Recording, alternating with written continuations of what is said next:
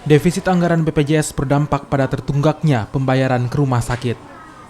BPJS Kesehatan memiliki hutang pembayaran kepada rumah sakit daerah Salewangan, Maros, Sulawesi Selatan sebesar 6 miliar rupiah.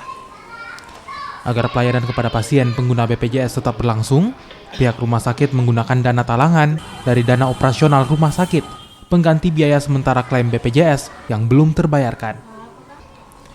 Sejauh ini, pihak rumah sakit baru mendapat pembayaran dari BPJS hingga bulan Januari 2019.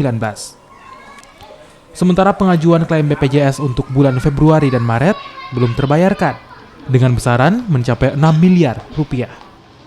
Mana pakai dana apa itu untuk menelang? Dana operasional dari rumah sakit. Oh, terpaksa pakai itu ya? Iya. Seperti apa ya, ada kan selalu dianggarkan dana operasionalnya tersimpan, makanya itu kita di rumah sakit anggaran. Kadang kan ada orang minta ini, anggaran tidak boleh dihabiskan. Rumah sakit daerah Salewangan Maros setiap bulannya menerima pasien BPJS sekitar 5.000 orang.